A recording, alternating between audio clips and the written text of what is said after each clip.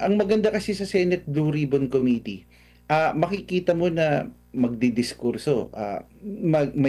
Nakikita natin nagkakainitan yung ibang mga senador, nagtatagisan ng kagalingan, at normal at maganda po ito kasi talagang mas nahihimay at mas nakakapag-isip ng critical yung taong bayan sa mga bagay-bagay versus itong ICI na talagang wala tayong ka-idea-idea.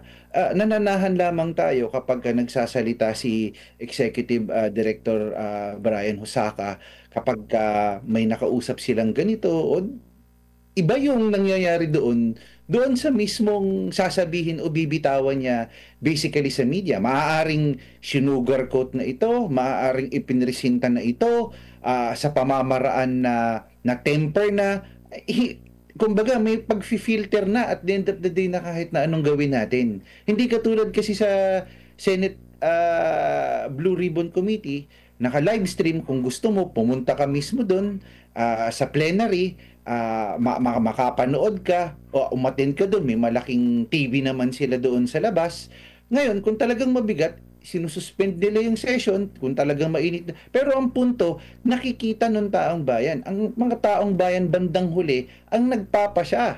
At yun yung maganda dito sa demokratikong pagpapahayag na kung saan may pagtatagisan, may diskurso, may oposisyon, may administrasyon na kung saan may diskursong nangyayari. So yun yung kagandahan ng demokratikong pagdinig versus wala talaga po tayong ka-idea sa nangyayari sa loob ng ICI.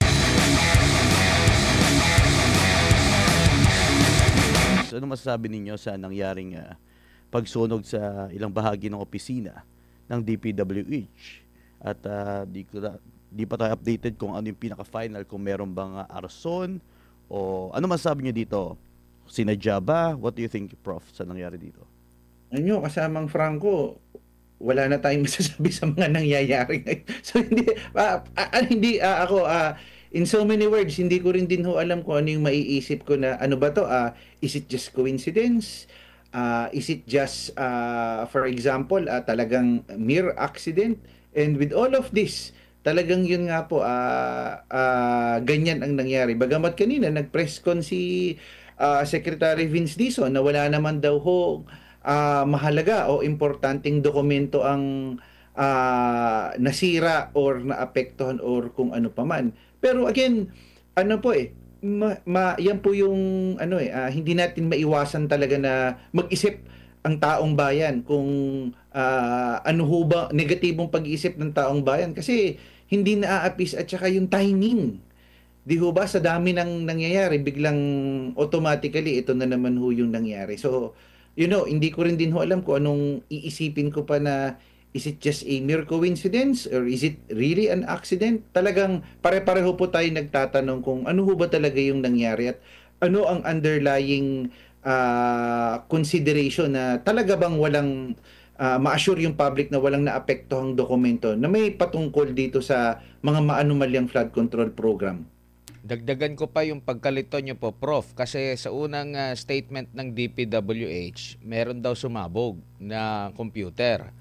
Sa pahayag ni Secretary Dizon, walang sumabog na computer, short circuit. Eh di po ba ang DPWH, marami pong mga engineers na ano tuloy doon na ang DPWH na tagapagtiyak ng standard at maraming mga engineers, hindi lang pang infra ata yan, pati pang kasama na yun sa electrical din siguro. Tapos yun ang magiging rason, short circuit. Parang andun din yung marami po mga skeptic lalo na sa mga posting lalo na doon sa kanilang unang kanilang unang naging palusot. Paliwanag po, Prof.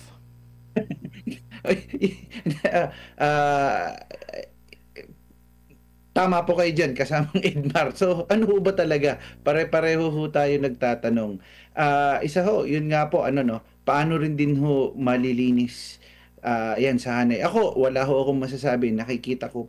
Nakikita natin ang effort ni Secretary Vince Dizon. Pero, yun din ho, napakalaking hamon ho para sa kanya na linisin ho talaga ang ahensya na sa mahabang panahon ay yun nga po medyo talagang ano na naging sistematiko na at naging malalim na po ang mga tao pagdating doon sa kanilang posisyon at trabaho po diyan sa ahensya na kung saan talagang yun nga po sa teorya ng public administration, yun nga po yung mga regular o yung mga tenured mas yung mga technocrat ho na tinatawag, sila ho yung mga mas nagpapatakbo ng gobyerno because appointees come and go, but they remain and they will become the one who will run the agency because they are considered to be regular in position. So yun ho, may trend ho na talagang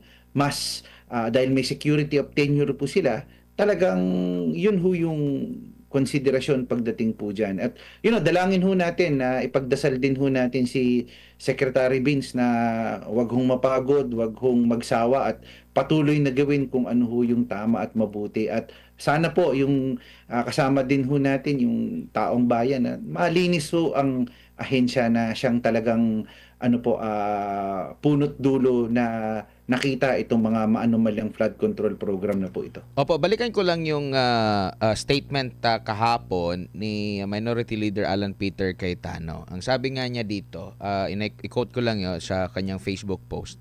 On the return of Senator Ping Lacson as Blue Ribbon Committee Chairman, as I've said, it's the majority's choice.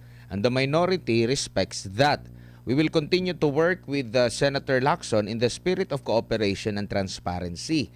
Because the stakes for our nation are too high for us not to work together. What matters now is not who chairs the committee or how many times we change our minds on who leads it, but whether we can agree on one clear direction and a fair set of ground rules. The Blue Ribbon's powers lies in its integrity, in making sure that both our goals of uncovering the truth and the means to achieve them are beyond politics and personal agenda. The easy path is to use the hearings to score political points. The harder but more necessary path is to expose the masterminds behind the corruption and push for genuine systemic reforms. We owe it to the Filipino people to restore their trust in our Constitution. And that means setting politics aside, laying down the facts, and following the evidence wherever it leads. The Senate is at its best when it rises above partisanship and stands together for truth and accountability. That's the standard of the minority aims for. That the standard we should all aim for. Maraming nakakakita na mas magiging independent pa nga eh. Kumbaga mawawalan yung isa lang yung panig na maririnig natin kasi may minority eh. Lahat ng sides pwedeng makater. Prof, unlike dito sa ICI na totally hindi talaga na isa publiko, appointed ng executive ang mga nandyan ngayon, lahat, yung iba, mga dating mga opisyal under ng kasalukuyang mga administration. So, nandun yung agam-agam, Prof. Tama po kayo dyan. Ang maganda kasi sa Senate Blue Ribbon Committee, makikita mo na magdidiskurso. Nakikita natin, nagkakainitan yung ibang mga senador, nagtatagisan ng kagalingan, at normal at maganda po ito kasi talagang mas nahihimay at mas nakakapag-isip ng critical yung taong bayan sa mga bagay-bagay versus itong ICI na talagang wala tayong ka-idea.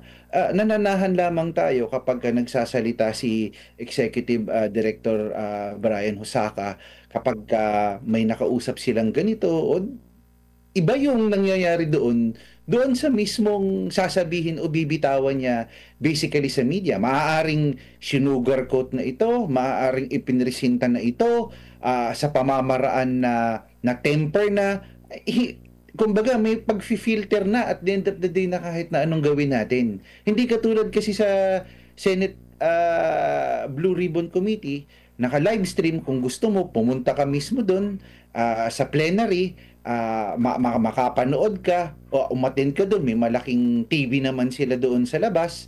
Ngayon, kung talagang mabigat, sinususpend nila yung session kung talagang mainit. Pero ang punto, nakikita ng taong bayan. Ang mga taong bayan bandang huli ang nagpapasya.